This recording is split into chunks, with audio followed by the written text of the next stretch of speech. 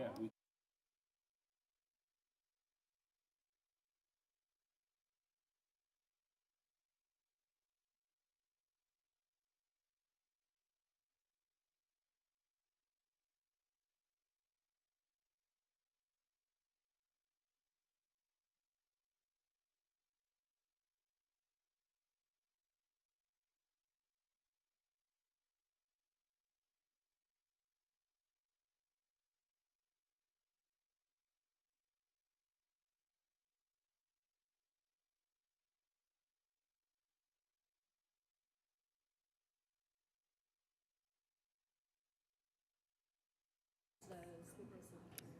It's 1:30.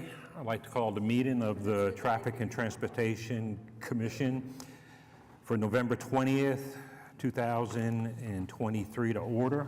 We'll go ahead and do roll call. Commissioner Varnell is not available. Commissioner Littlefield? Present. Commissioner Long? Present. Commissioner Hale? Here, sir. Commissioner Schuline? Here. Go to Commissioner Wynn. Here. Mr. George is not available, and Commissioner Cornett. Here. Thank you very much. Can I have a motion concerning the minutes of the October 16th, 2023 meeting, please? Motion to approve. Motion to approve from Commissioner Hale. Do we have a second? Second.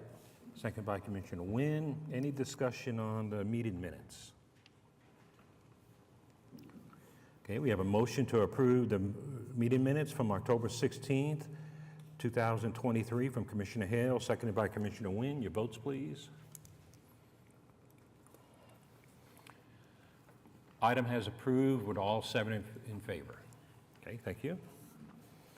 We go on now to item 3, reports from Traffic Services Division and the Municipal Counselor's Office. Staff? All right. In addition to our standing monthly report on yield and parking restrictions, which we've installed administratively, there are 2 other reports. One is providing information on the status of traffic signals that have been approved through the Commission but are awaiting funding. As noted in the previous meeting's agenda, there are 4 locations now which the City Council is seeking to get funding in place for, and those are at Walker in California, Lone Oak Drive and Northwest 150th Street, May and Northwest 192nd, and at Danforth Farms Boulevard, Dartmoor Boulevard, and Northwest 192nd Street. And there is a new report in your agenda as well under Section 3, which is a progress report on the Alternative Speed Abatement Program and basically installations as they've been progressing. This is the first time this report has appeared because on October 11th, we've actually had all the equipment in place needed to start making deployments.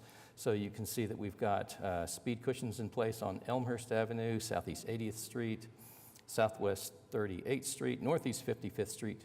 And since the time this memo was done and put into the agenda, there was additional speed cushion installed on Northwest 26th Street, and the first driver speed feedback sign under the program was installed on Green Valley Drive, which is in the Greens editions, and that was done on November 15th. We've got a series of 3 other locations that are pending, and at this point in time, of the $50,000 of matching funds the City Council had allocated for the program, a total of $17,763 has been spent, so the available balance for cost sharing for future projects now stands at $32,237. I'm happy to answer any questions you might have on any of these reports. Stuart, can you remind us if that 50,000 resets January 1st or if we have to re-ask for money? It does not. It is a one-time allocation, and at such time when funds start getting low on it to do any further work, I will alert the Public Works Director, and from there it will go to the Assistant City Manager's level, and they'll discuss funding options for it. Whether it becomes, another just single-time allocation, or maybe it becomes a standing funded program. Okay, anybody else have any comments or anything about that? Okay, very good work. Thanks for your help on that. It's been a while that we've been working on it.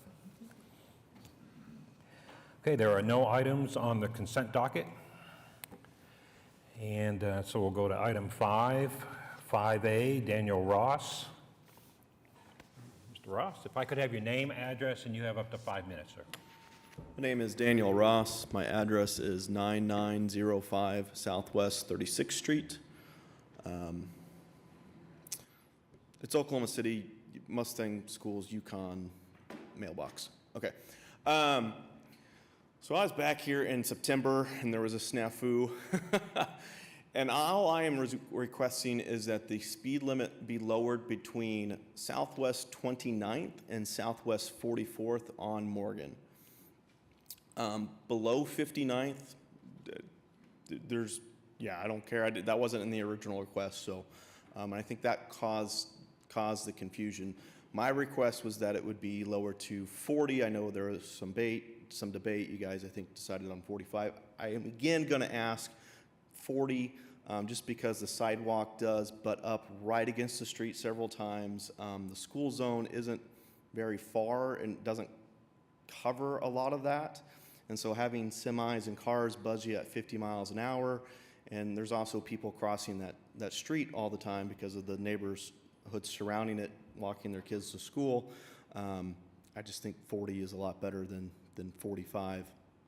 Definitely better than 50. So if there's any questions or that I can address or comments or anything like that. All right, thank you very much, sir. Okay, anybody else wanted to speak on item 5A? Okay, we're going to have to do some motions and some maintenance here for a little bit, but let's listen to staff first. All right. Well, this case has kind of got a storied history to it.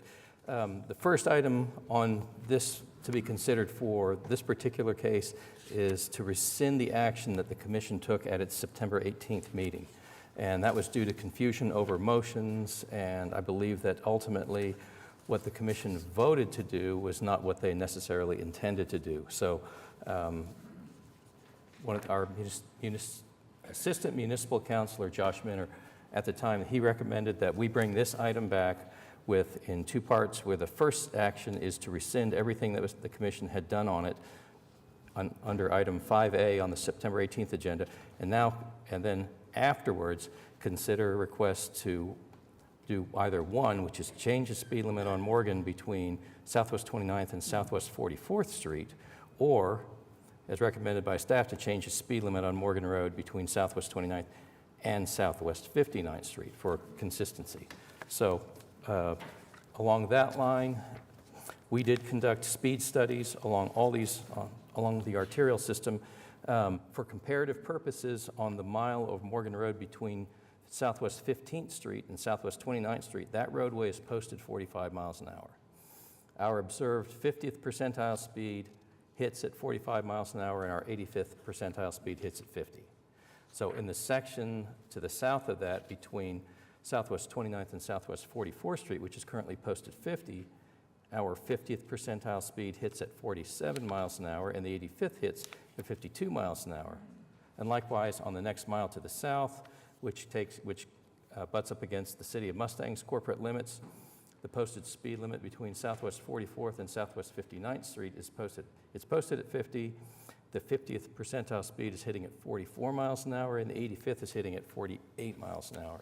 And it's for that reason that we were, from a speed control consistency standpoint, we recommended and added Part 2 to the request, which would make Morgan Road consistently 45 miles an hour from where it currently is up at Southwest 29th Street, and make that consistent all the way to the City of Mustang's corporate limits.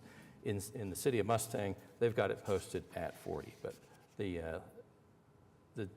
basic complexion of the area with respect to urban density changes once you get south of 59th Street in the City of Mustang. So I'm happy to answer any questions on the item, and action will be at the discretion of the commission. All right, so we need to have a motion concerning item 5A, none of the sub-points, just the 5A, to rescind the action taken.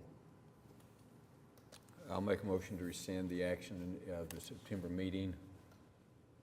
Okay, we have a motion to rescind from Commissioner Hale. Do we have a second? I'll second that. We have a second by Commissioner Long. Okay, any talk about this, to rescind it?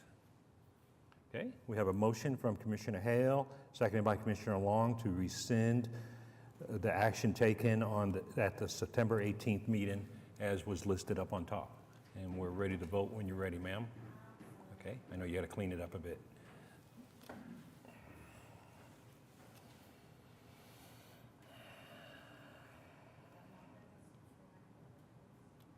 Is it me?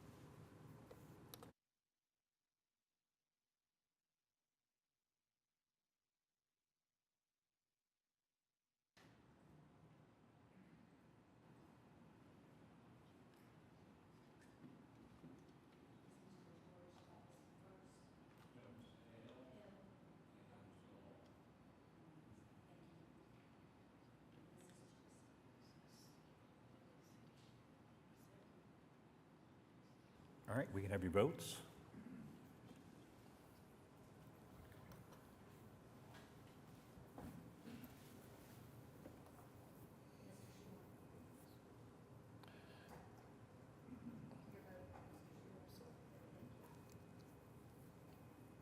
All right, there it is. All 7 in favor, so the item has passed. So it has been reascended.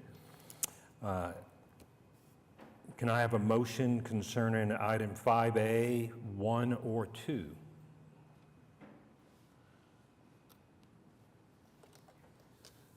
I'd like to make a motion that we do 5A2, basically make it 45 mile an hour from Southwest 29th to Southwest 59th in order to stay consistent with the area.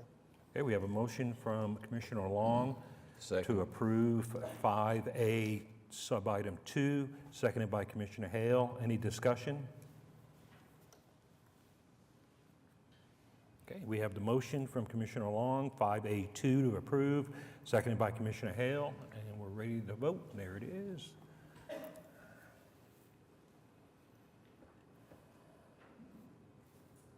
Okay, item has passed, all 7 in favor. All right, thank you for your time and your extra effort, sir. Thank you.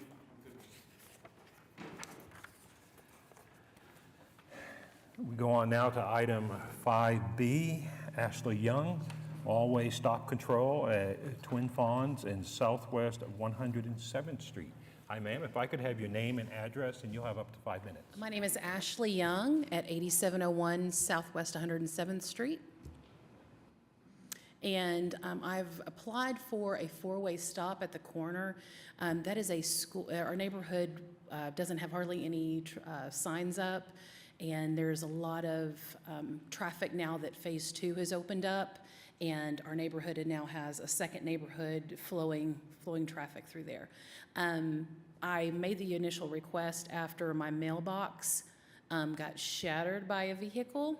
That's the same corner that my kids have to stand on for for the school bus pickup. At that corner, we only have one street light. It is on the northeast side of the street, and our kids were being picked up on the southwest side of the street with no light. After watching them and seeing cars leaving early in the morning, it was not safe there. We spoke with the bus driver. The bus driver was then picking them up at the light on the northeast side, and the bus is having to kind of be exposed in the intersection, and he wasn't real happy about that, but he agreed that the light was the safer spot for these elementary aged kids. So whenever I applied for this, I had to ask for a specific fix, and I ask for a four-way stop. I will be happy with yield signs. I will be happy with a child crossing sign, anything to help bring attention that there are kids at that corner. There's only, I think, 8 houses right there on 107th. That's a lie. I didn't mean to lie.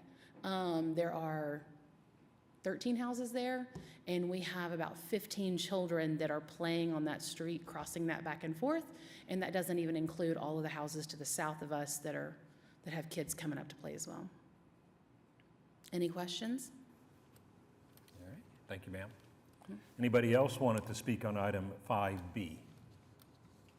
All right, thank you. All right, thanks. Staff input, please. All right, you've got our comments before you. With respect to traffic volumes, the city's standing criteria for considering always stop control in a residential area requires a total traffic entering volume of 2,500 vehicles per day. This particular location has a combined total traffic entering volume of 460. So from the city's criteria standpoint, it does not qualify for always stop control. Crash histories from all the way through 2021, which is the most recent year for which we've got complete data, shows that there have been no collisions at the intersection. There are no extenuating circumstances such as insufficient sight distance present either. So although the intersection doesn't meet any of the city's criteria for always stop control, action on the item will be at the discretion of the commission. And I'm happy to answer any questions that you might have.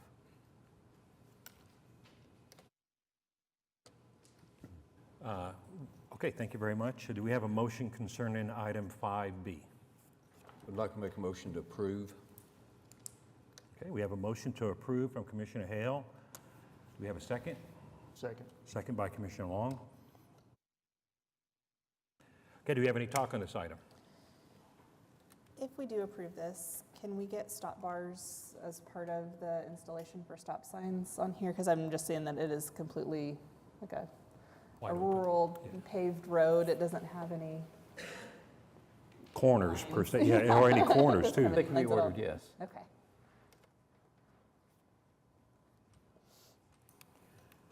I'd like to briefly speak on this. if Yeah, I please, could. sir. I drove out here several times, no people in Phase 1 of this particular addition as well as Phase 2 of this addition. And you are correct in assuming there's a lot more traffic since Phase 2 of this addition has opened up because a lot of the constituents come in from the west because they have line of sight issues coming out of their addition onto 104th back to from the west.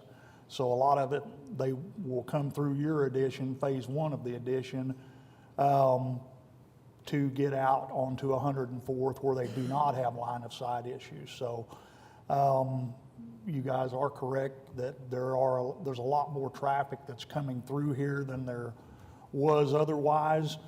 And also one of the, when you're coming into Southern Preserve Phase 1, you've got from all the way from 105th Street all the way down to 111th Court. I mean, it's a pretty good thoroughfare through there with nothing to slow you down. Now, be advised, if we do put stop signs in here, four-way stop, that in no way, shape, or form is going to stop any. It's not going to slow people down.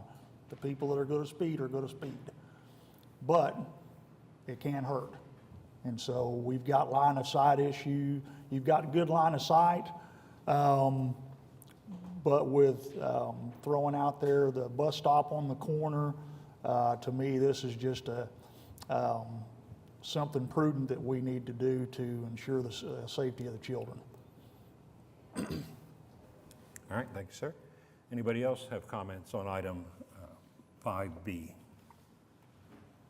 Okay, we have a motion to approve 5B from Commissioner Hale, seconded by Commissioner Long. Ready to vote?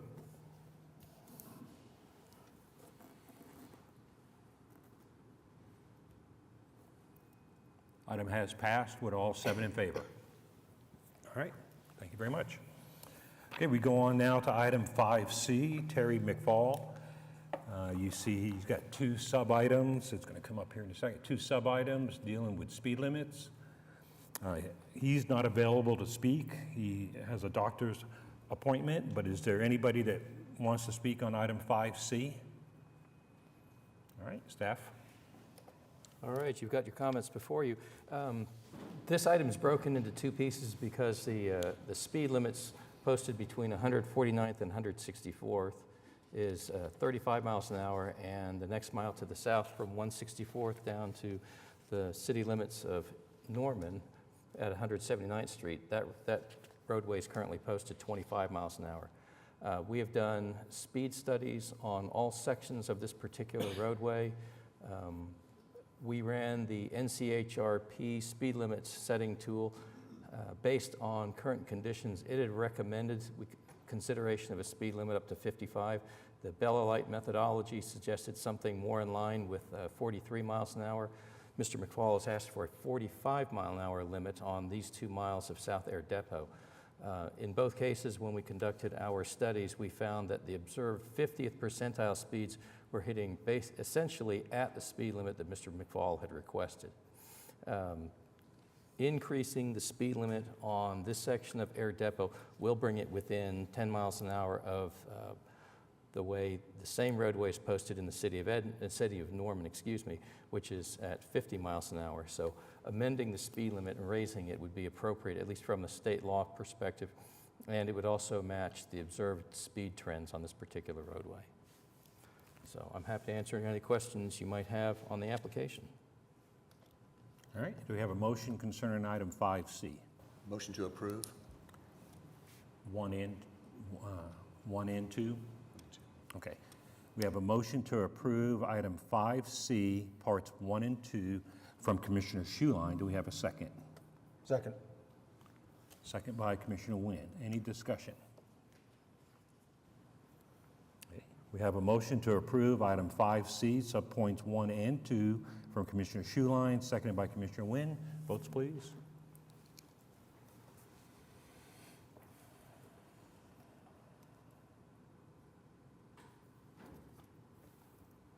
Item has approved with all 7 in favor. We go on now to item 5D, Joe Quinlan. All-way stop control at South McKinley Avenue at Southwest 15th Street, and all-way stop control at South McKinley Avenue at Southwest 18th Street. Sir, if I can have your name and address, you'll have up to 5 minutes. My name is Joe Quinlan. My address is 1132 Southwest 18th Street, right off McKinley. I requested stop signs at 18th and 15th for various reasons. It's a very unique area, a stretch between 11th and 20th Street. There's a lot of families, a lot of young kids, and there is a school as of the fall of 2021, Western Gateway. There's kids on our street that walk to school every morning. There's no sidewalks. There's no north and south stop sign at all between that stretch. It is a main thoroughfare for our neighborhood, particularly. It connects to Exchange, to go north across the bridge. It also connects to Western if you go south of the railroad tracks there and over by the Wheeler District. Speaking of the Wheeler District, those roads should come through at some point in the future. Hopefully they will, but so living in the neighborhood, I noticed the traffic test was done on a Thursday in June when school was not in session. Between 9:30 and 10:30, I don't think that was an accurate assessment of traffic flow as we see it right now while school is in session. There was an accident on September 6th at 15th in McKinley. It was an injury accident while kids were walking to school. Thankfully, no kids or parents that were walking them to school got hurt. Speaking to neighbors that have been in the neighborhood for much longer than me, 2 decades, that street has been a place where traditionally, before the drainage ditch that was installed south of or north of 15th on south, like between Southwest 15th and 14th, there's a drainage ditch that slows traffic down, but there's nothing else that slows traffic down at all. And on the weekends, there's cars flying down that road, 50, 60 miles an hour consistently. I've got 2 small boys right off McKinley. We're the last house before McKinley, and it's just a concern of mine. So that's why we gathered signatures and why I'm here right now. So, like I said, there's no school zone. I know the speed limit's 30 miles an hour, and I have a picture of that they'll change the 30 to 80 because it's kind of like a joke in the neighborhood. To me, there's a lot of abuse of the speed limit, and it would be nice to at least have a school zone sign if we can't do an official school zone area. I know sidewalks are slated. I saw that with the new maps. So there's going to be sidewalks going in there at some point, which is great. But let me see here. Anyone have any questions for me at all? No, that's fine, sir. Just wanted to just make sure that you are aware that the school principal is the one that would ask for the school zone. Okay. So maybe you can talk to, oh, hello, ma'am. You. Well, great. But yeah, you're the one that, and does she ask us or so you ask him? Okay? Yeah, so, and then the reason why, I mean, I know this is probably not the function of stop signs is to slow down traffic, but the reason why I asked for it on 18th is the stretch from the railroad tracks on the south to 15th. That's the main area where there's speeding, and so maybe we should do a speed abatement between there and 15th, but I think a stop sign would be very nice considering the number of kids that are there walking to school and whatnot, so. All right, thank you very much, sir. All right, I have two other people that would like to speak, Alicia and Heather. Who wants to go first? All right. Ma'am, if I could have your name and address, and you'll have up to 5 minutes. Absolutely. I'm Heather Zacharias, the superintendent and head of school for Western Gateway Elementary. The address of the school is 1300 Southwest 15th Street. We are situated on the corner in between McKinley and South Douglas on Southwest 15th Street. The school opened in the fall of 2021. We opened with pre-K through first grade. We intend to add on a grade level every year. Last year we added on second grade. This year we added on third. We'll continue to add on until we have a middle school. So the school is not at fullest capacity, but the traffic is. So we look at safety in layers in our school, much like any school leader.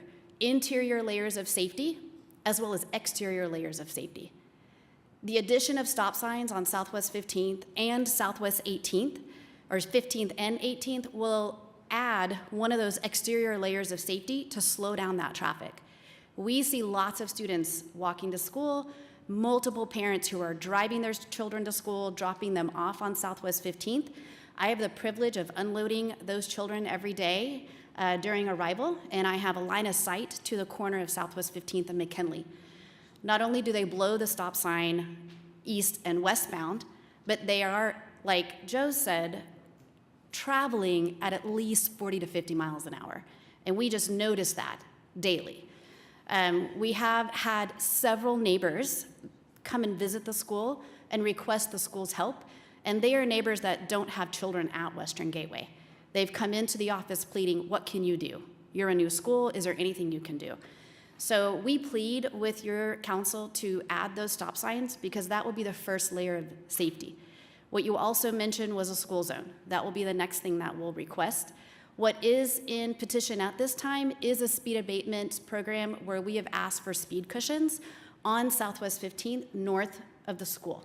We understand that our side of the school is curbed, the other side is not. However, even if someone goes around the curb, it will still slow down that traffic enough to bring a consciousness to there are children in that building, there are staff members that are parking, there are parents that are dropping off kids and picking them up. In addition to the school being there, it's a very heavy foot traffic area that does travel from Western all the way to Penn. So the stop signs will add that layer. We've asked for the speed abatement, and we are going to ask for a speed zone. As we continue to grow, these things will become critical in maintaining the safety of our school community. Do you have any questions for me? All right, thank you, ma'am. Of course. Ma'am? If I could have your name and address, and you have up to 5 minutes. Alicia Wally, 5101 Keith Drive, Oklahoma City, Oklahoma. Okay. I'm just here as a parent. My son goes to Western Gateway. Just to add to what has already been said here, which is that it is ridiculous trying to get to school in the morning. I became really concerned after I saw a car flipped over on the way to school, just imagining the speed that it was going. A few weeks later, I took my child to school. There was an accident with a parent. And then on the way leaving, there was another accident. I think it's very obvious that there are accidents happening all the time. I would also say that there's a lot of foot traffic. A lot of parents are dropping their kids off. They want to walk their kids to school. They want to be able to do that, but the traffic is a concern. Another thing I'm going to add is that at the top of the street, there is a bus stop for another school, and that is on McKinley as well. So those kids with all the speeding are also being put in danger. As a parent that drops my kid off every single day at school, I just want them to be safe. And I've spoken to many parents. I am on the PTA, and I've spoken to many parents who are also concerned and also just want to be able to drop their kids off safely at school. So I'm asking you today if we could make that happen. That is all I have. Do you have any questions for me? Where did you say is the bus stop, the other bus stop that you're talking about for another school? The other bus stop would be closer to 11th Street. So it'd be McKinley and kind of 11th or 12th Street. Oh, way up there at the top? Yes. Okay, all right, thank you. Yes. All right, thank you, ma'am. Thank you. Yes, sir, please, come on up. That was one thing that I failed to mention. There's bus stops. There's one on 18th. It seems like they stop on most streets coming down McKinley each morning. There's definitely one on 18th and 14th. But I think there's at least two between 15th and 20th, but I see the kids standing there on 18th. And there's not just one bus that's stopping. There's a couple buses that stop there each morning. All right, thank you very much. Anybody else wanted to speak on item 5C? Yes, ma'am, please, come on up.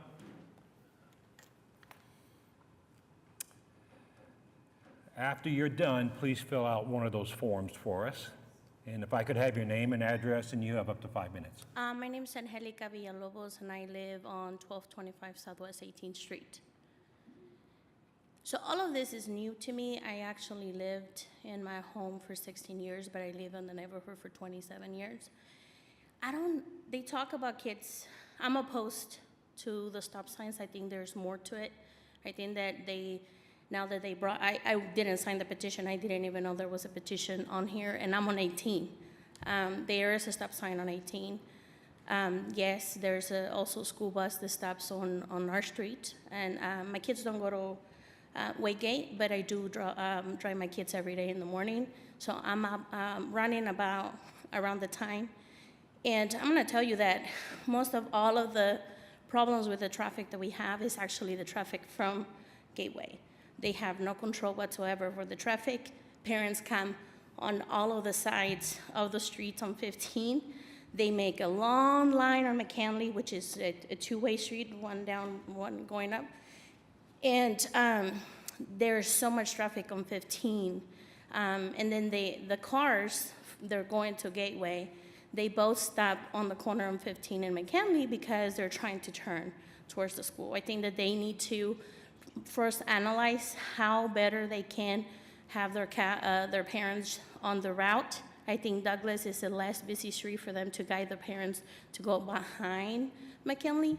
Maybe we can avoid some of that. The traffic accidents that they're mentioning, I didn't hear about the one on 15, but I know there's always been one of the problems here on the south side, because like I said, I've been there for 27 years, and it's always been on 21st Street and McKinley, and that's where the car flipped.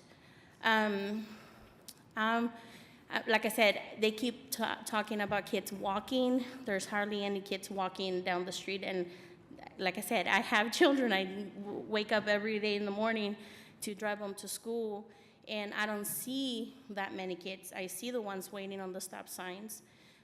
But as far as, I don't think the stop signs is gonna be a solution. I think that they needs to be a better study there. What can help? I agree with the speeding. I mean, we have cars on the weekends that just flash through there, and I can hear it. I have cameras on my home, and they have audio as well, and you can hear that. But I think that stop signs, living there for 27 years, I don't think they will make any difference. So I would like for it to be looked a little bit better, so that we can come to something that it would be a better solution. Thank you. All right. Thank you, ma'am. And Yeah, please fill out one of those forms. All right, anybody else want to speak on item 5D? All right, staff? All right, you've got our comments before you. I'll throw out a few bits of information ahead of time. The posted speed limit on McKinley, which is 30 miles an hour, and the roadway functions as a local connector, or a collector street, basically, for this particular area. The speed limits posted on 15th Street and on 18th Street are both 25 miles per hour. When we did our stop control analysis for a residential intersection, we found that the intersection of 15th and McKinley nearly met the city's current criteria for all-way stop control, which is to have at least a total traffic entering volume of at least 2,500 vehicles per day, with the minor street in this particular case would be Southwest 15th Street being at least 80% the traffic volume on Southwest 15th Street. And in this particular case, 15th Street is running about 77% the volume on McKinley. So this particular location would basically meet the traffic volume criteria for all-way stop control. At the other location, over at 18th Street, the total traffic entering volume is over 3,100 vehicles per day. However, 18th Street is a dead-end road to either side of McKinley, and so the total traffic entering volume on those approaches totals 342 vehicles per day, which means that 18th Street is contributing about 12% of the volume compared to McKinley into this particular intersection. One thing that we did make note of during the discourse was that there were claims of excessive travel speeds on this particular road, and our speed study, which was conducted in late June, we had an observation that was done on McKinley, basically between 17th and 18th Street. It's posted 30 miles per hour in this particular location. Our observed 50th percentile speed was 32. The 40 was the 85th percentile speed, and on this residential roadway, our highest observed speed was 62. And there, if you would look at the speed study on page 18 of your report, you will see that there are a considerable number of incidences of speeds that we recorded that were in excess of 30, 40, and even 50 miles an hour on this particular roadway. So in summary, we found that the intersection of 15th and McKinley did meet warrants for all-way stop control, and we found that the intersection of McKinley and 18th Street did not meet the city's criteria. Other than that, I'm happy to answer any questions you might have on the application. All right. We have a motion concerning item 5D, Mr. Chairman, I move the application be approved. items 1 and 2. 1 and 2. Okay, we have a motion to approve item 1 and 2 from Commissioner Schuline. Do we have a second? Second that. Second by Commissioner Cornett. Do we have any discussion? Yeah. Yes, sir. I had a question for the principal.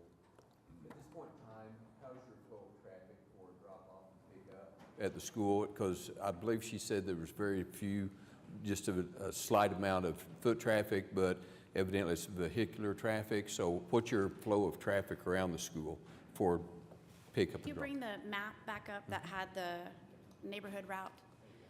So the pickup route actually does use South Douglas Avenue. The east side of South Douglas is unoccupied. The west side of Douglas is unoccupied. The houses are on the north and south side of each of those streets. So the pickup line does take up all of Douglas from the corner of South Douglas and Southwest 15th to north Southwest 11th. So all down Douglas, that is the car rider pickup, if that makes sense. So it takes up about 4 blocks. What's going on at the during pickup and drop-off? What goes on at the intersection of 15th and McKinley? On the corner of 15th and McKinley during drop-off in the morning, That is fairly quick. The cars line up on Southwest 15th. They are on the south side of Southwest 15th. There is a pull-out lane right on the north side of the school where the drop-off routes are. There are 4 adults outside unloading 4 cars at a time. It goes fairly quick. At times around 7:55 to 8 a.m., which is the last 5 minutes of drop-off, so all the parents are really rushing to get their kids dropped off quickly, it does wrap around onto South McKinley. I've seen it as far back as 5 to 6 cars. When we opened the school for this fall, we did do a trial run of pickup on McKinley. That did not work. It did back up several blocks, even further south than Southwest 18th. We immediately changed that route back to Douglas, which was the original route, and that ran much smoother and faster. But currently, for drop-off, how is the traffic at 15th and McKinley currently? Currently, the traffic, are you referring to the school traffic or traffic in general? In general? In Which includes the general, school? Yeah, so in general, there's quite a bit of traffic that travel north-south on McKinley that is not school traffic. So it is kind of a thoroughfare for the neighborhood to connect to Exchange on north end or connect to Southwest 29th on the south end. Okay. So from Southwest 29th to the corner of Exchange where Boardman Steel Factory is, that street, which is McKinley, is the thoroughfare, and it is super fast. The only way to get to the school is to travel eastbound on Southwest 15th. You cannot get to the school from Western. You have to hit it from Penn and Southwest 15th and take it all the way to school. So that traffic in the morning, from what I witnessed of arriving at school at about 7, drop-off starts at 7:30. It's pretty heavy on McKinley.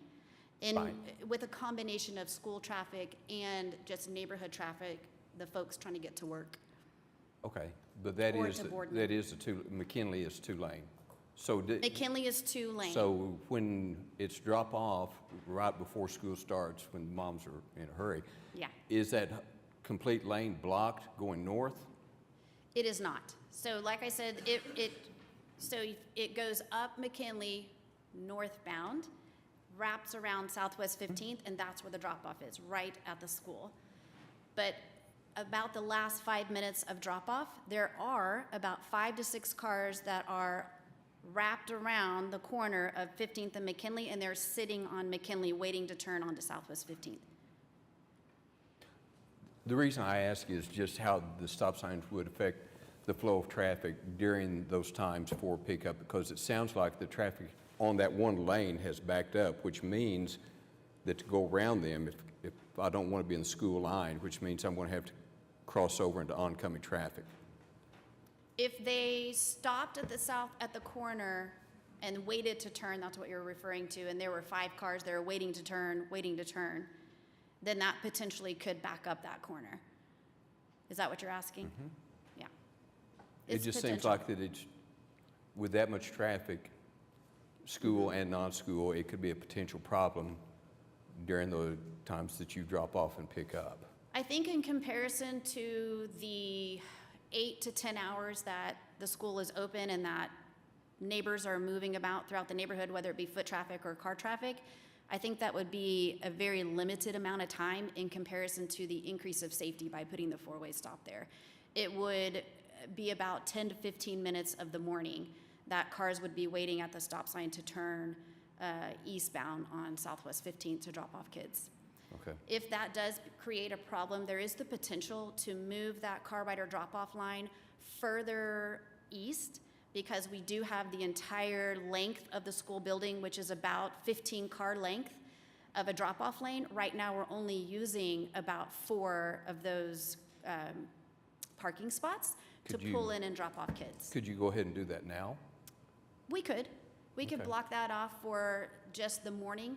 That would also require some signage on Southwest 15th, which we have considered of one way from this time to this time. Multiple schools have one-way signs that are time-bound according to the arrival and the dismissal of the school, and that might be something we consider especially with the increase of the capacity of the school only being about half right now. Well, that's one of the concerns is if you're adding a grade every year, this may be a patch, but I'm not sure long-term how much, it may be more of a hindrance long-term than a help.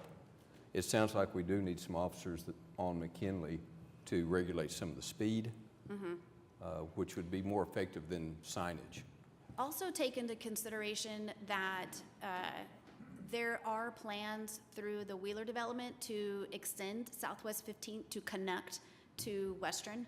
As you're probably aware, I don't know the timeline of that project, but that would increase traffic that would allow access from Western to Penn, and that thoroughfare will become heavy traffic as anticipated, especially for folks that need to get to Western and Penn and they don't have to go all the way around and cross the tracks anymore. So that four-way stop is going to eventually be necessary, I think, especially with the increased capacity of the school, the increase of that neighborhood, the connection from Southwest 15th through Western. All of those things, I think, lead to the importance of that four-way stop. And even if it is a patch for a short amount of time, if it increases safety, it increases safety. It's much like adding an additional layer inside the building. If I'm going to lock one of my doors and require a key entry access for a certain amount of time during class passing, then that's a patch, but it's still adding a layer of safety. But I think the increase of officers on that street could really help. Okay, Okay, thank you. Absolutely. all right, thank you, I ma'am. also would imagine. Hold up, ma'am. Ma'am?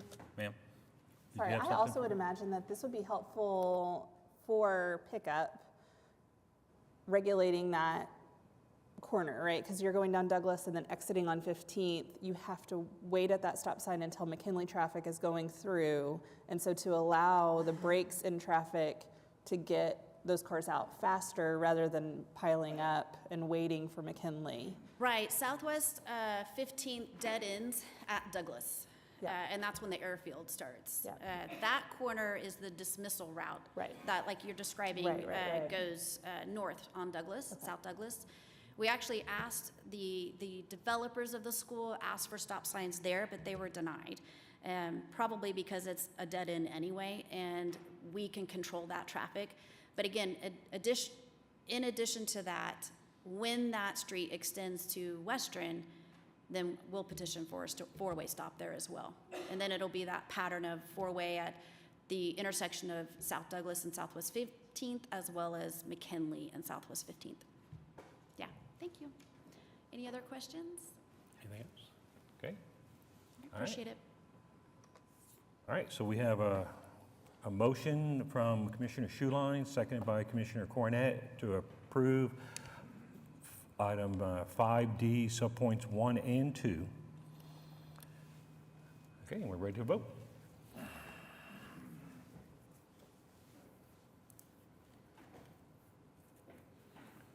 All right, item is approved, 6 in favor, 1 opposed.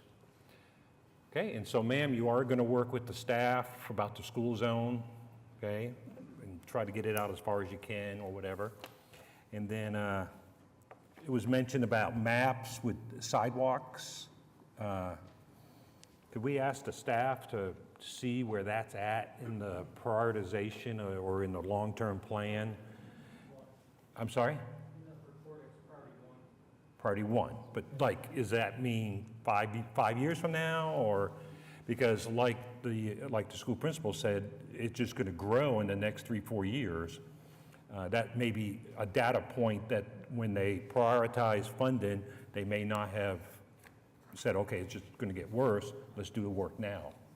So if we can maybe make a recommendation to them or to look at it. Yeah, and typically the description priority 1 applies to a whether a route should receive a sidewalk, or it's the order in which the precedence for putting one in. It does not necessarily mean it's a funded sidewalk project, because that priority system typically comes from the city's Bike Walk OKC plan, and it assigns priorities for certain routes to either get sidewalks or bicycle facilities ahead of others. So I'll have to make an inquiry to see whether or not there's a funded project is planned for this area, and I'll get that information for you. Right, and then maybe we can get that information back out, and if it's not funded, then you can make some phone calls and see what you can do to help move it along. Okay, anybody else on that? All right, thank you very much. Okay, we go on now to item 5E, Central Oklahoma Transportation and Parking Authority to change the ordinance, basically changing from streetcar to transit vehicle. Sir, if I could have your name and address, and off you go. Bet you. Jesse Rush, Assistant Director for Embark. Address is 2000 South May Avenue. Yeah, you nailed it. So we have essentially two ordinance changes. One is essentially language cleanup. So one of them is to change streetcar signal to transit signal, and the other is to provide a definition of transit vehicle as a vehicle operated by Embark to provide public transit services. A little background on this. So in 2018, with the design and construction of the OKC streetcar, we implemented several signals downtown. The industry calls them lunar signals. So those are the signals that you see downtown for the specialized turning movements, horizontal bar, vertical bar. So those were implemented downtown with the OKC streetcar with the design and implementation of the Rapid Northwest. There were 4 locations that we were identified as needing those specialized lunar signals. And so these ordinances essentially clean up that language to allow that, more or less. Happy to take any questions, comments? Just what's the definition of a transit vehicle? Yeah, let's see. Is it on there somewhere? 'Cause Going off memory, yeah. Going from streetcar. Right. I'm sorry, because they're going from streetcar, which we knew that when we had to make the streetcars go faster so they could make their loops on time. Okay. And- To answer your question on the definition, it appears on page 3 of this particular agenda item. It adds definition number 68, which reads, transit vehicle means vehicles operated by the Central Oklahoma Transportation and Parking Authority to provide public transportation. Yep. So that is a new definition for transit vehicle. Okay, and so is this item for rapid transit or is it for every bus? So it's for rapid transit. That's right. Do you envision you would extend it to regular bus service? That's not the intent, no.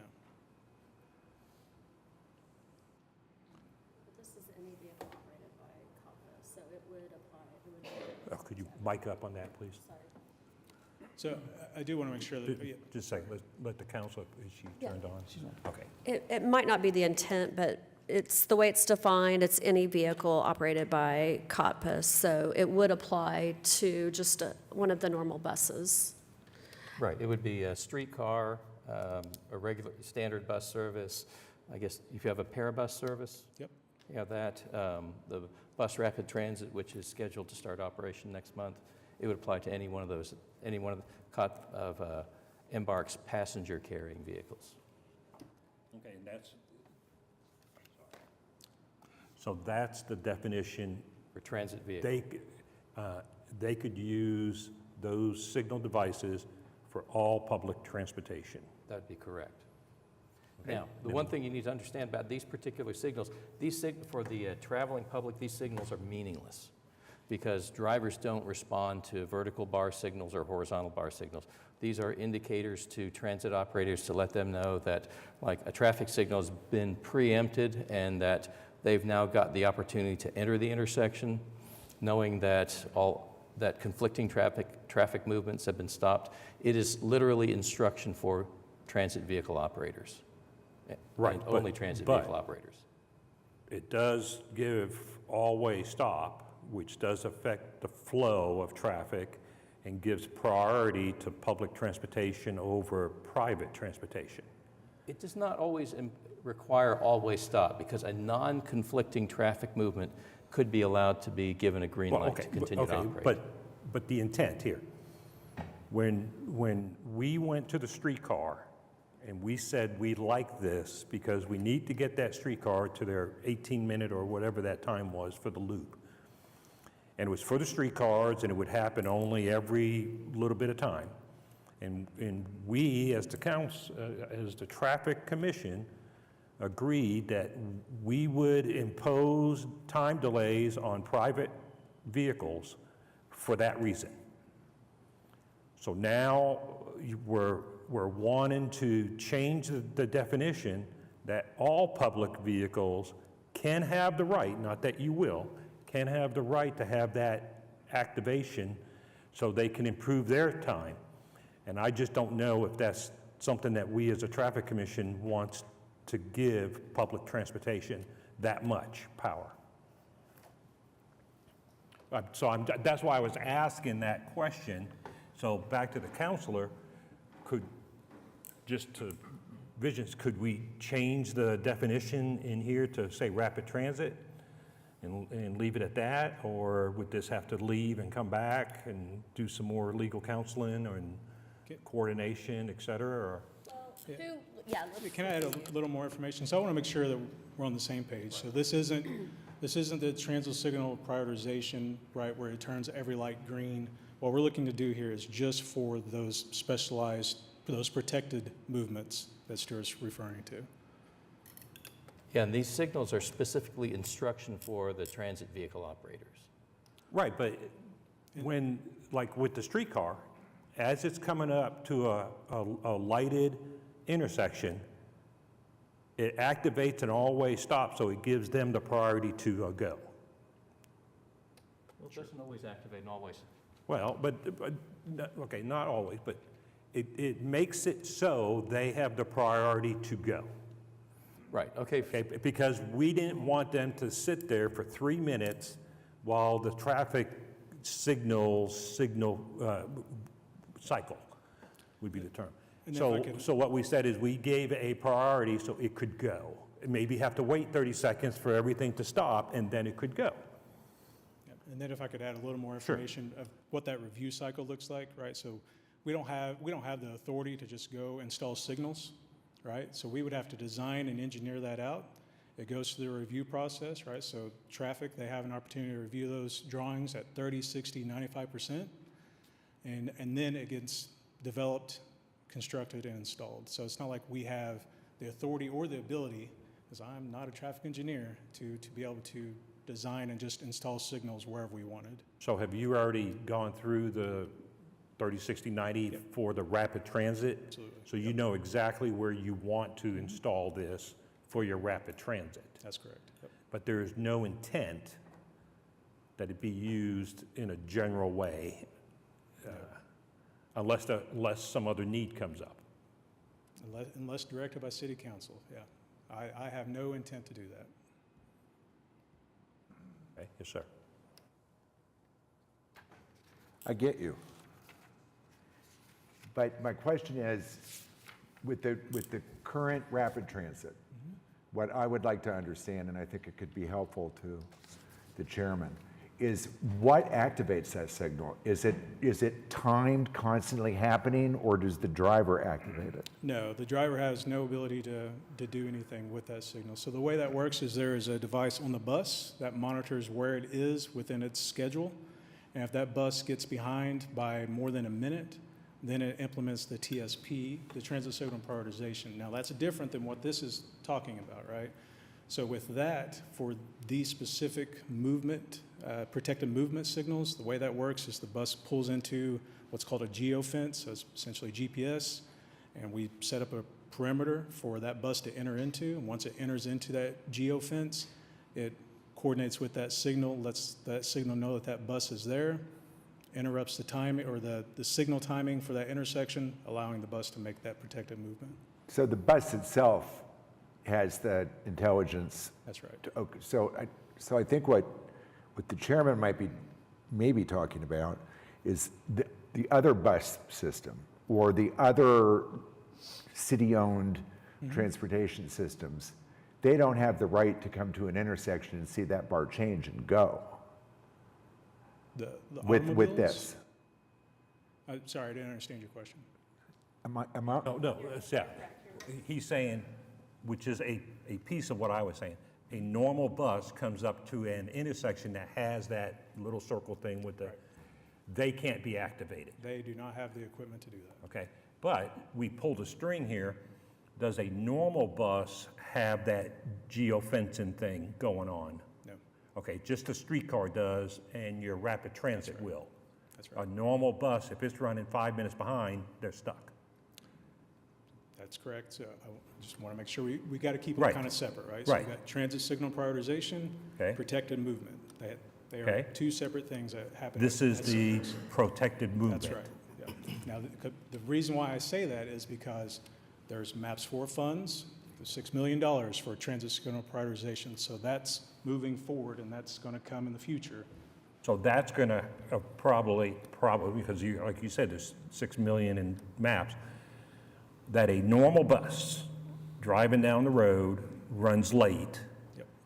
It'll go into a geofence thing and it'll activate signals to help it get caught up. It turned red to green. That's Right.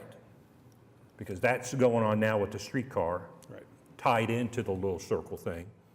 Right. And it's going to be, same thing with rapid transit, tied into the local thing. Whereas what you're talking about is just the what was that called? Lunar signal. Lunar signal. Yep. And that's going to eventually be all the transit vehicles will have that. All the public transit. No, sorry, the other one. Yeah. Yeah, what's the term of the other one, the one that the 6 million? That's TSP, transit signal prioritization. TSP. Yep. Okay. And we have that now for streetcars. We do. And it's also on the BRT. And it's also going to be for the BRT, but, and then we're going to add the circle with the line to the BRT. That's right. And then in the future, this TSP will be available to all the buses. That's right. Okay, no, Perfect. that does clear it up. Yeah, perfect. Okay, so, because we are talking That's two right. different things. And have we, as the Traffic Commission, do we like the TSP? Have we ever even known about it, except for the streetcar? Well, I believe it makes sense for an efficient public transit system. You know, if we're, I hate to use words like this, but this is the way my brain works. If we want to encourage the citizens to use public transportation, you have to aggravate the ones that aren't. So if somebody's sitting in an intersection and they see a bus go and they have to sit and wait for it, it's a crazy way of going about what I'm trying to say, but I support this. Okay. I think it makes sense. The other thing that maybe not related to this, the decision-making on the item today, but I have seen a post on Facebook that shows a video of how this is going to work for the citizens, and I really appreciated that because I knew nothing about it till I saw that the other day. So public education will be important in this as well. Thank you. Okay, so that does clarify what I was thinking, but we, as the Traffic Commission, hasn't talked about TSP, and that's not our thing in our charter, is it? No. it's not. Okay, because the city council put out in maps, and it was voted on by the citizenship, and so that's how it's going to happen.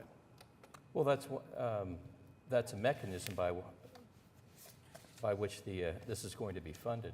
But as far as like vehicle preemption as being a function of a traffic signal, that's not ever been a function of what the commission considers, because there's a lot of signals that have been operating for decades with emergency vehicle preemption. This is just a variation of that, except it's not as high a priority level of preemption as it is for a fire vehicle or fire apparatus that it would be for a bus, because in this particular case, transit signal priority, depending on where a vehicle is on its route and how far behind time it may be running, it may not cause a signal to change, but it may extend a green light for it as it's approaching.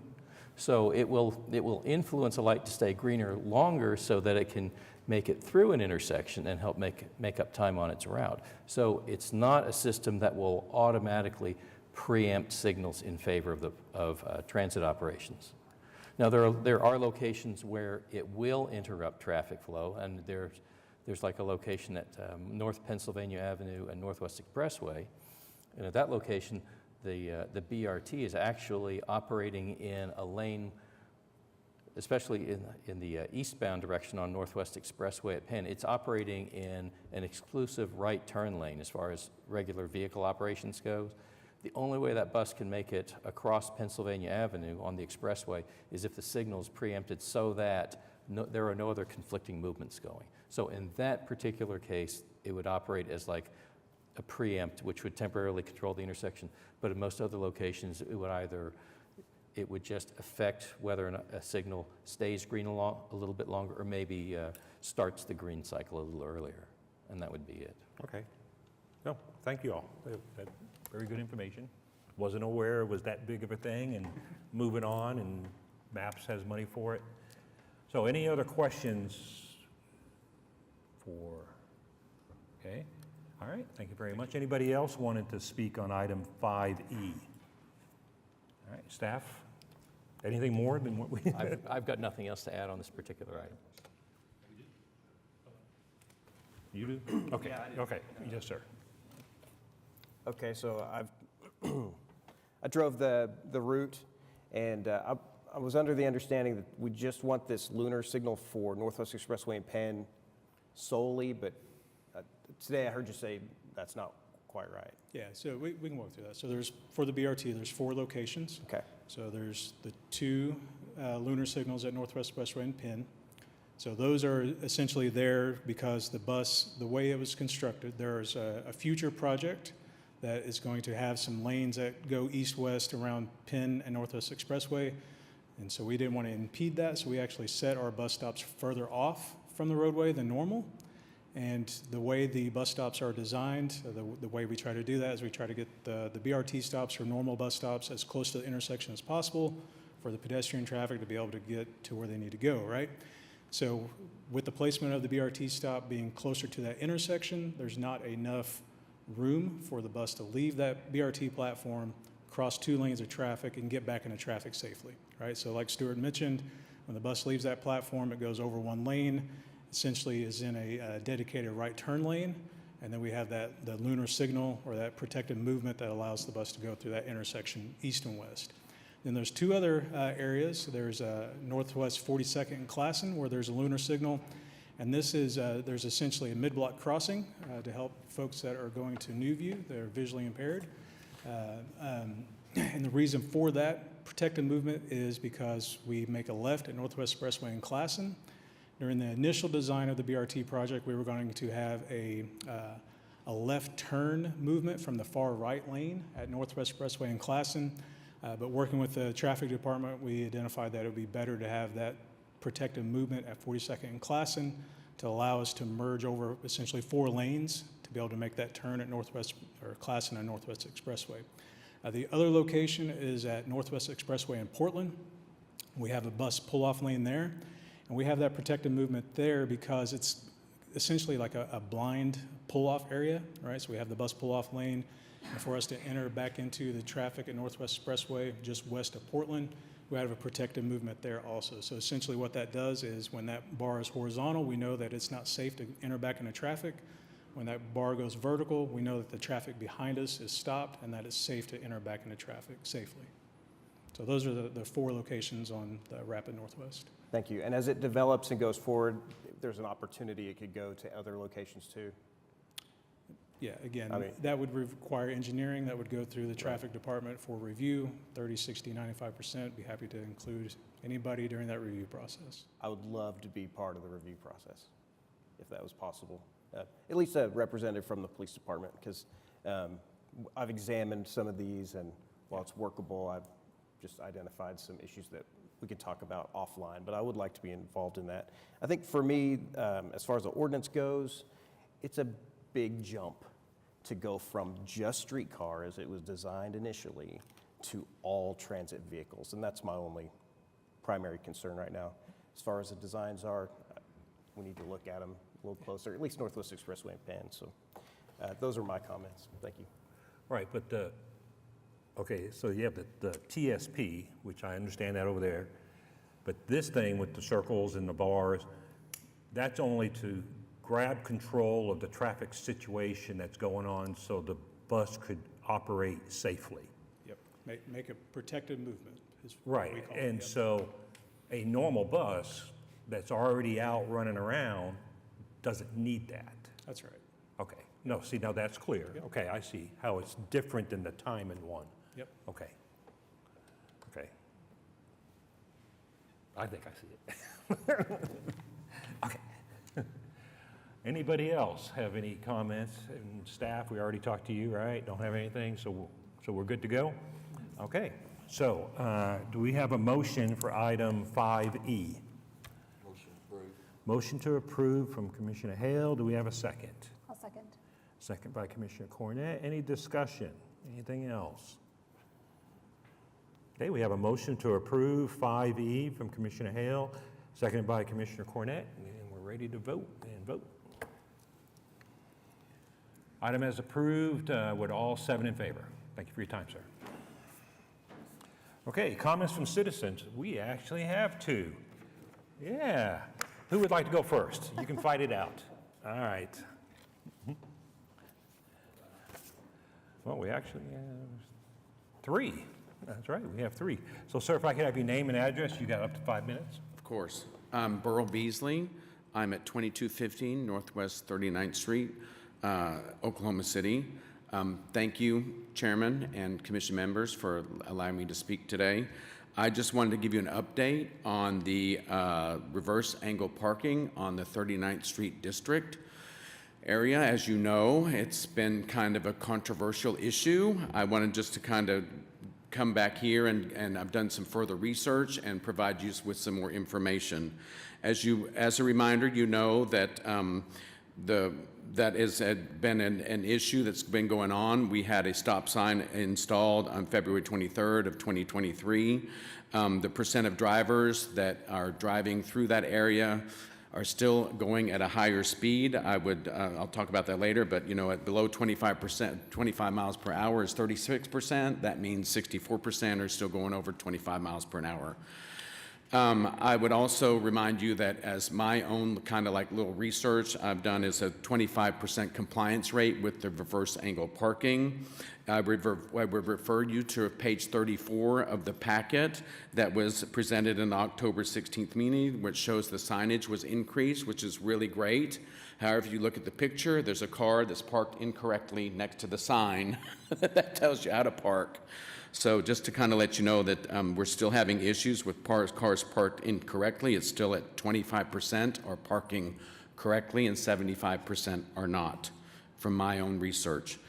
We had a vendor event on Saturday, which was great. It helped with the district and stuff. And JB, you probably were there then too. It was a really, really great turnout. Again, 20 of the cars, 20 slots, 2 of them were parked correctly in those areas as well then too. I would also refer you to page 47 through 49 of that packet on October 16th that shows that, again, the reverse angle parking. There is some, from my research, as far as the decrease in traffic-related accidents is possible. That's between a bicycle and a car. So that's great that it's reverse angle parking on that area, but if it's between cars and bicyclists, that's correct. That it is safer. There's no argument that reverse angle parking is safer for bicyclists. So the question becomes then too is, how many bicycles are going through our area? You know, I think I would argue that there's more car accidents than there are bicycle accidents. And I'm not disparaging that a bicycle accident is a horrible thing to happen because you don't have that protective layer with you then too. But there's also the issue of more car accidents. We also discussed at the last meeting about how other areas have done this, and there was the Kansas City, Missouri has an area called Bike Walk. Well, that's because you can bike and walk. 39th Street District doesn't have that. Charlotte, North Carolina has that as well. Norman has it, you're correct, Norman does have it. However, there's a median between where you can park. We don't have that median in between the areas that we do. And we discussed that the last time then as well. So just kind of just to come and let you know, I'd asked other businesses to come to show up and just kind of give public comment. I know we're going to do this in February then too. There are some other solutions then too, and I think Mr. George gave a really good point then too, is if the businesses are in favor of it, then maybe we need to think about reversing it. I talked to another business then too, if they have closeout or artwork out and the person can't figure out how to park and they're like, they've missed out on that kind of like instant, transaction then too. So that's been an issue that I've heard from the businesses then too. So we have to weigh between if it's really going to be safe or is it going to be an economic development for our community. So right now, the pharmacy is closed and the nail salon is closed. And I don't know if it's because reverse angle parking or the area then too, but I think that that's something to consider is, we have to weigh the economics of developing this area versus the safety of how this reverse parking is going to pan out. Several solutions then too. We can do nothing and keep it the same. That's fine with me. If you want to do that, that's okay. But I think there's other things that we may need to consider then as well. Let's put a median down the middle. Let's put some speed humps in the way if we need to do that. I think looking into the future, what really, 10 years from now with the schools that are here, Paseo District, the Plaza District, they need to be pedestrian malls. They just need to be converted to pedestrian. That would solve this whole issue right there. But that's not going to happen right now. So again, I just want to just update you. I think for a 10-year plan, then too, to have a pedestrian area like Las Ramblas in Spain, Michigan does it in Minneapolis, that would be great, but right now it's just not working. So again, I just wanted to update the commission on that, and I appreciate you for letting me speak. All right, thank you very much, sir. Sure, please. Are you aware of a board meeting tomorrow evening? Yes. And I'll be there. I'll be there as well. That's wonderful. And we've got a couple of folks from staff coming. Great. And we're going to talk about it. That would be good too. I think the other thing then too is probably have the Public Works Commission maybe look and see if, like, is it really that much safer than too? And then Johnson Associates had also cited different references about, like the reverse angle parking. Well, that was in Austin and the other areas then too, like I've referenced then too. But yeah, I'll be at that 39th Street. This is the benefit of the continuance. And, yes. And I'll comment that a staff member in a meeting that John Gibbon and I had with the planning director, I can't remember if it was just before this last decision or not. I can't recall the timing. But there was an offer from her to take a look at the safety models that the objective of reverse angle parking offer, besides just for bicyclists. Right. And it's going to take some time for her to develop that. Okay. So I think we're going to have more than just one meeting tomorrow. I think we're going to have some more discussion. But thank you. You've been really eloquent. You're welcome, Rob. I think the other thing then too, since you brought up the name of John Gibbons then too, he really doesn't have a dog in the fight. He's sold his business. He has a spot on the side. He doesn't really care about reverse parking. I don't know. Again, I'll go back to he doesn't really have a dog in the fight. I'm sure he's a really active community member, but he's not a front-end businessman like I am, trying to educate the public then too about how this parking is or is not working. Just so everybody understands, he made that clear at that last meeting. Okay. That he was transitioning out, retiring, and et cetera, but sure. He was involved in the early stages of the development of the streetscape. So, but anyway, I appreciate it. I appreciate it too. And I said then too, the last time then too, we all have lots of ideas, and sometimes they're just not good ones. So anyway, right. Thank you. Thank you. All right, so let's just stay on subject. So Joyce? Yep.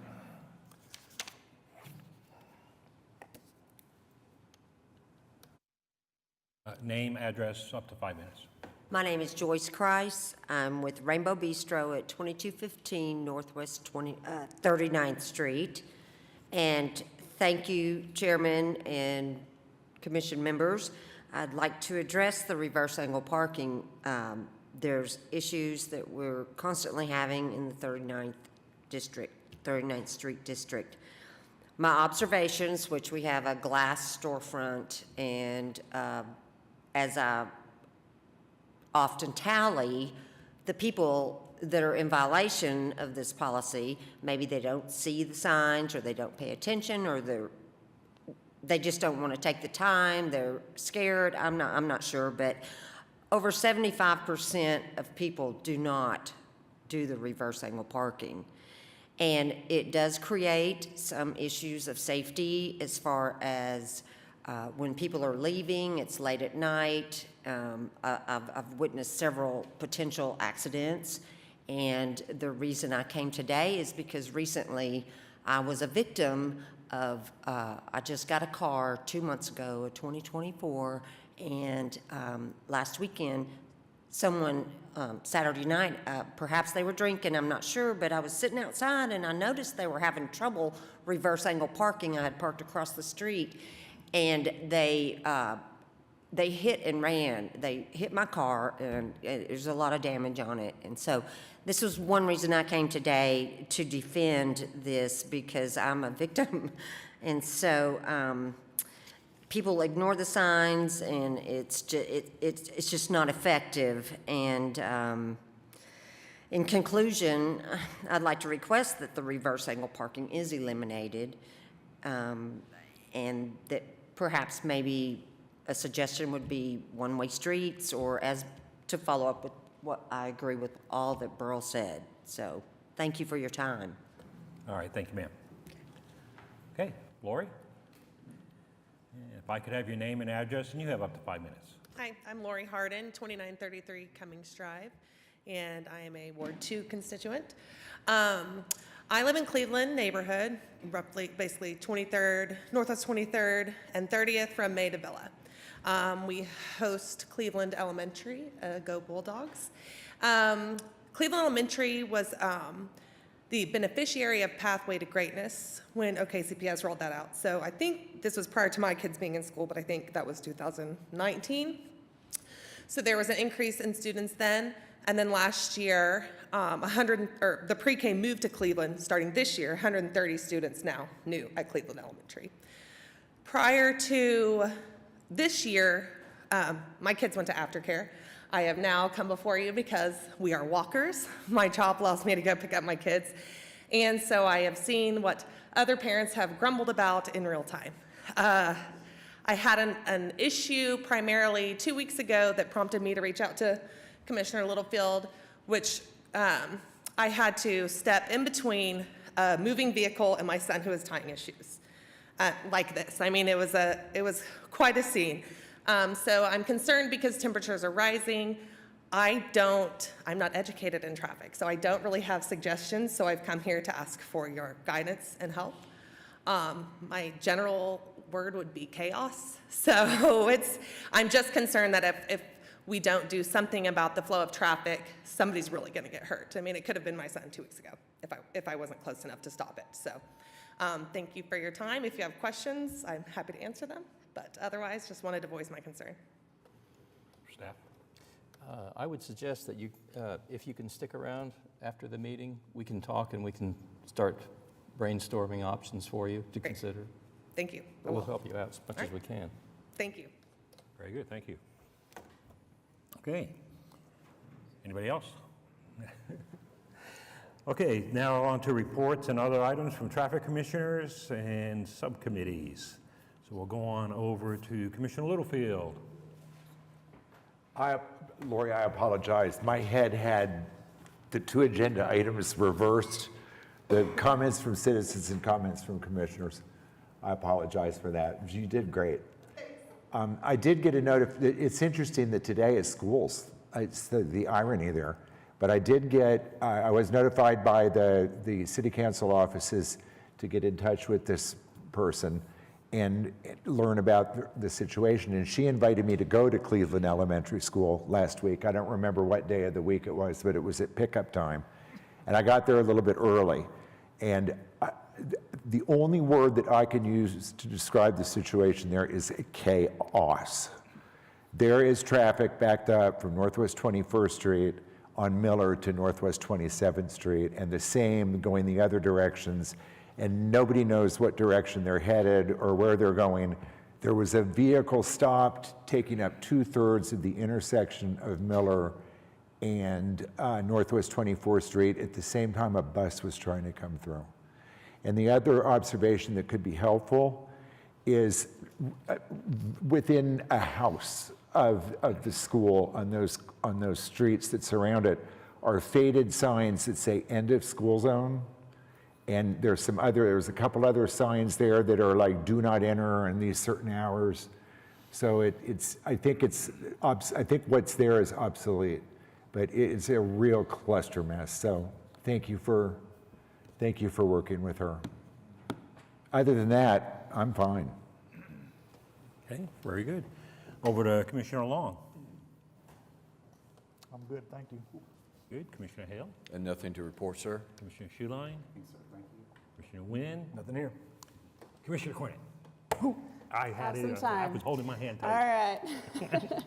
right. So I have a couple of things, but it's all about the exact same intersection. Somebody reached out to me last week about the intersection of Memorial and Northwestern. And there is a Starbucks on the northeast corner where people go to Starbucks and then turn left, where it's kind of a blind turn, and they turn left to go up Western as people are speeding through the intersection to beat the light, or because it's a very heavily trafficked area. And apparently there have been several severe accidents. I received a picture that I showed Stuart earlier today of a really bad one, and then I got a text that there was another one that happened this afternoon while we were in this meeting. So all of that to say, one, I think probably patrol needs to be increased in that area, especially on Western.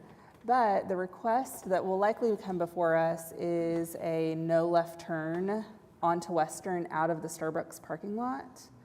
And as I was talking to Stuart about this, he said it's on the commission right now for us to approve or deny something like that.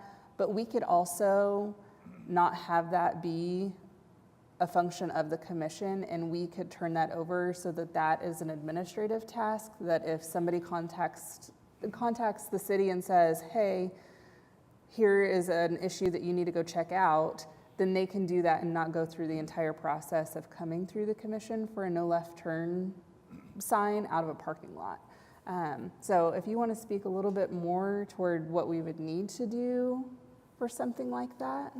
Okay. Well, the way codes are set up right now is that the commission is to review all turn restriction requests, whether it's to restrict right turns, left turns, or U-turns. And from an administrative standpoint, if we get a request for something like that, we need to conduct the study, present it to the commission, and the commission will vote on it. And the ordinance that Commissioner Cornett is referring to, there's wording in it that says that that when the commission is presented with a turn restriction request, it'll be supported by an engineering study, which is what we perform for every case that you get.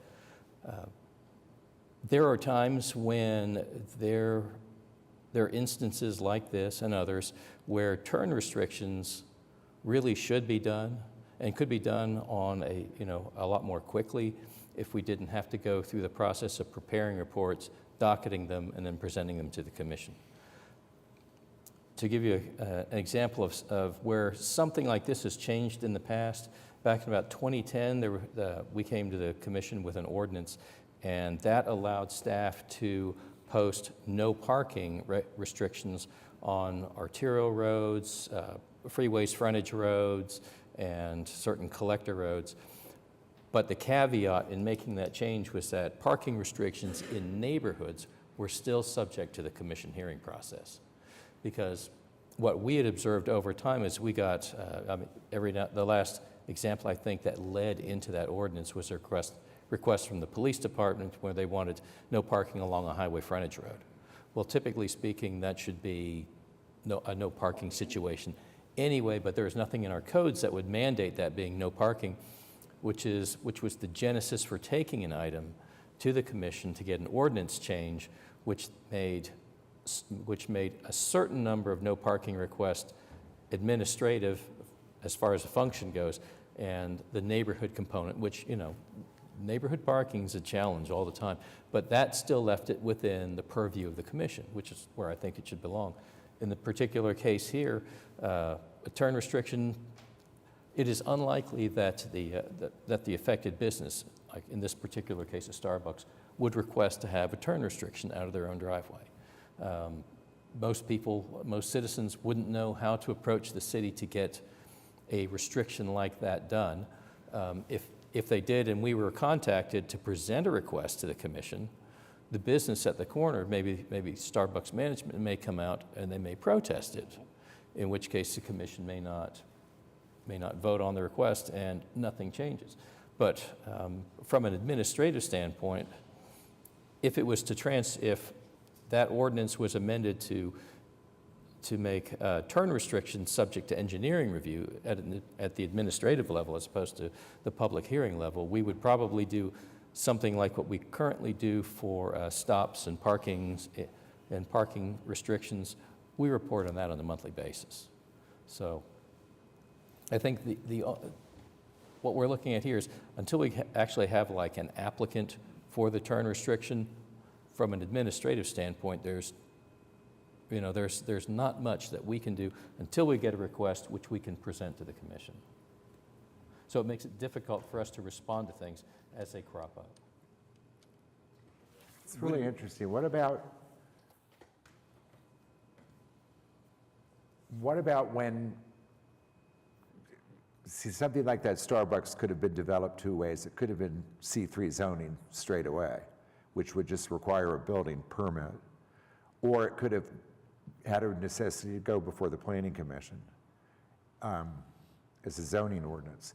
In either of those cases, is it possible for permitting and for the Planning Commission, when these are in review, to require that kind of signage at that point as well, or is that a possibility? Well, currently, the way code's written, turn restrictions are under the purview of this body right here. They're not subject to Planning Commission or building permitting that process. I know that the Planning Commission has got a strong interest in things like access management. Access management can consist of things like, center medians to restrict turns.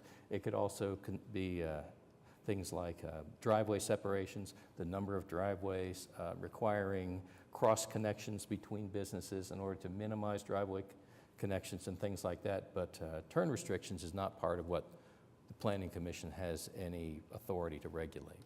Well, but they would at the planning time. They can encourage like one-way access driveways, which basically a structured driveway, which would require a driver, like say they're coming up on a driveway, it would be structured so that it would force you off to the right so that you could not turn left. However, Right, that's what he's talking about. determined drivers will always find a way. If they don't care about the underside of their car. If you watch the goings-on at a lot of structured driveways, it is remarkable what a determined driver is capable of, if they put their mind to it. Mr. Hale?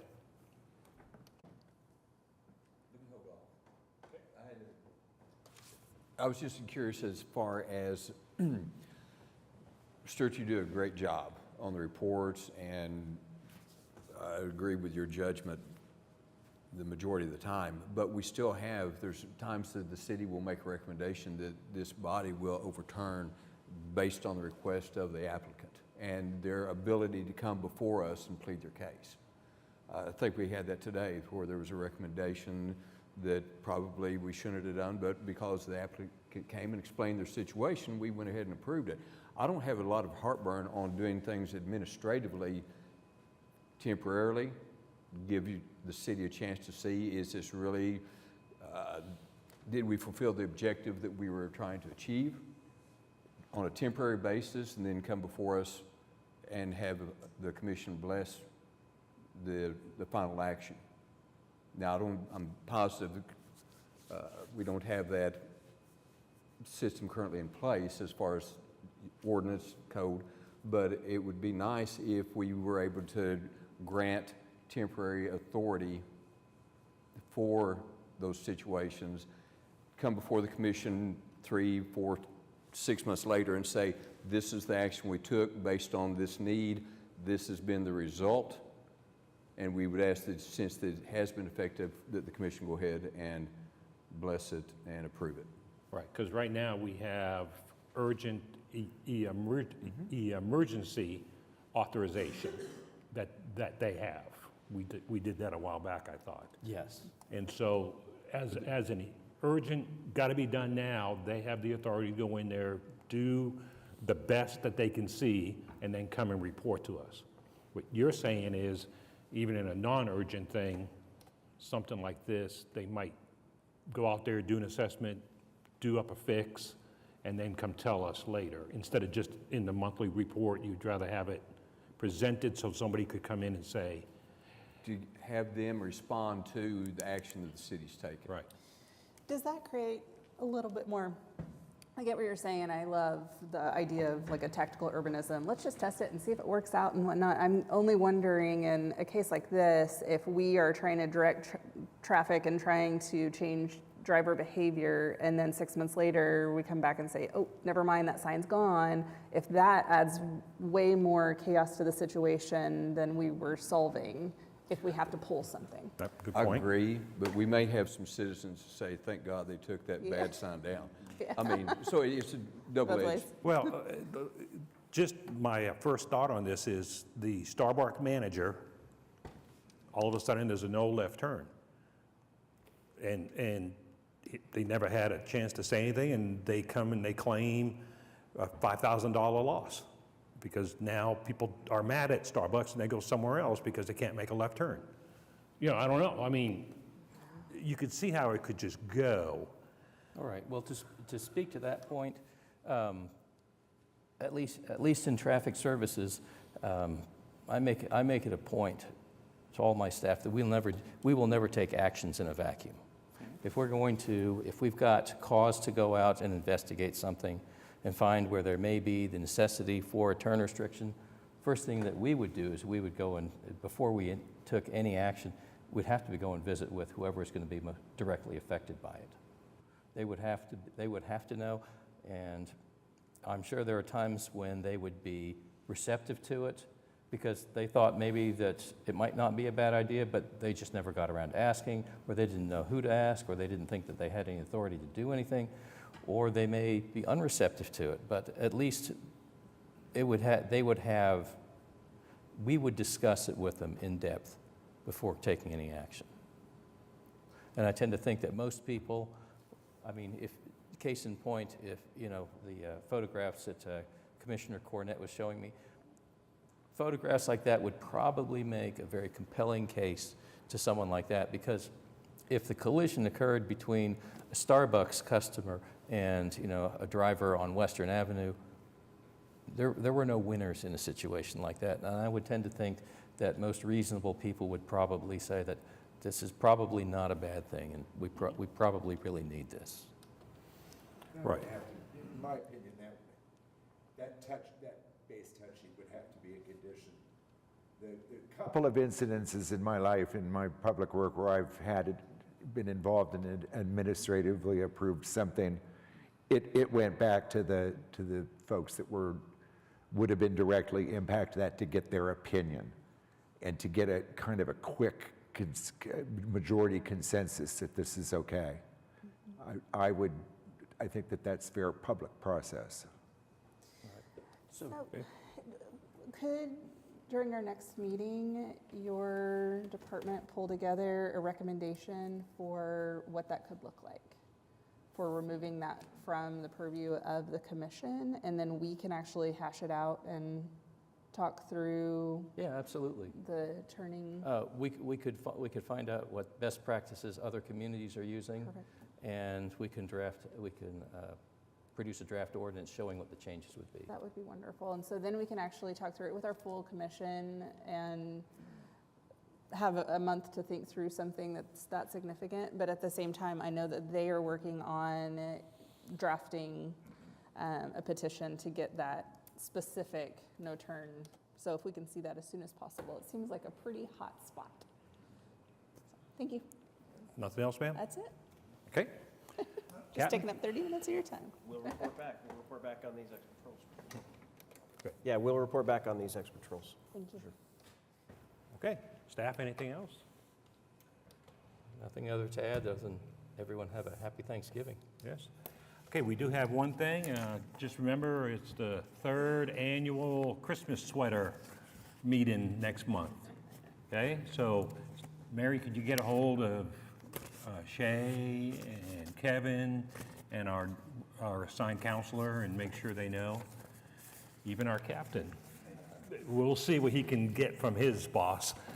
All right, anything else, any other business? And I think for clarification, Stand by. this is not an attractive Christmas sweater. Well, it's the, yeah, or your only one. Okay, how's that sound? All right, anything else for the Traffic Commission? All right, we're adjourned.